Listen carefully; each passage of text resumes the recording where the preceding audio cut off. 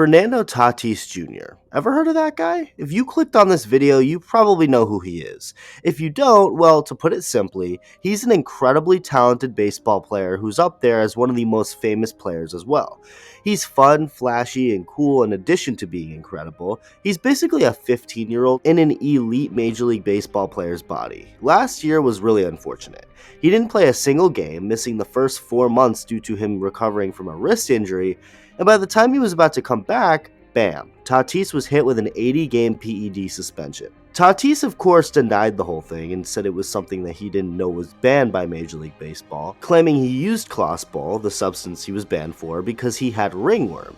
Whether that was true or not, Tatis obviously made a big mistake. If you knowingly took something that's banned by the league, that's bad. Can't do that. And even if you took it not knowing it was banned, can't do that either. You gotta go through the team doctors and make sure what you're taking is legal to take. So that happened, lesson learned, and before we know it, one of, if not the most exciting players in baseball will be back playing for the loaded San Diego Padres.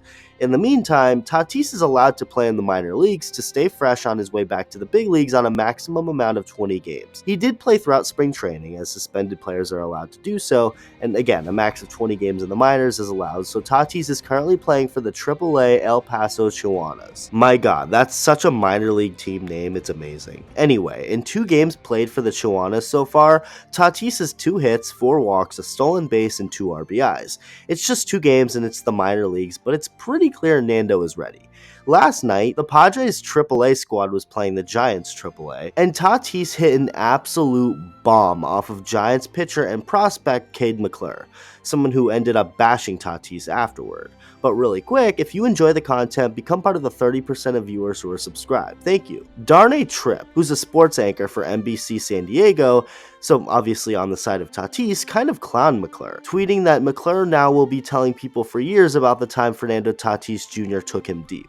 About an hour later, McClure took the bait, responding to Tripp's tweet and going as far as to call out Tatis, the man who just hit a nuke off of him, attempting to correct Tripp's tweet by saying, "Cheater hits home run on a rehab assignment during a steroid suspension."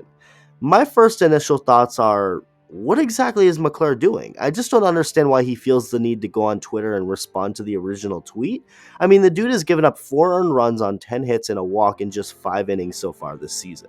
Yeah, it's early, but I feel like focusing on pitching rather than what some sports anchor is saying about you on Twitter should be the move here.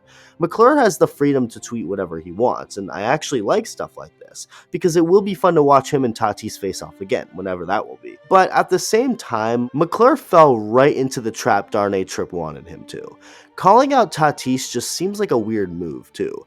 Yeah, he's serving a suspension for steroid use, but even if he was on performance-enhancing drugs, he's clearly not on them anymore, so why bring it up? You just lost your round against Tatis this time. And I don't know, it just seems immature to bring up his suspension when it really doesn't have any effect at this point. It's pretty clear McClure is upset about giving up that bomb to Tatis and is taking his frustration to Twitter to criticize him. As far as Cade McClure goes overall as a prospect for the Giants, he has a career ERA in the minor leagues over 4 and is 27 years old, so it's not like he's a big up-and-coming name with high expectations.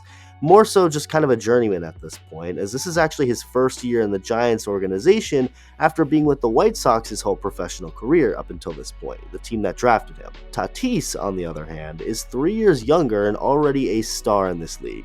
I just don't see why McClure feels the need to publicly bash Tatis. Strike him out next time instead. That's a better way of handling it all. But then again, stuff like this is fun, and I'm excited for Tatis to face McClure again, if it ever actually happens. Let me know what you think. Thank you for watching, and I'll see you in the next video.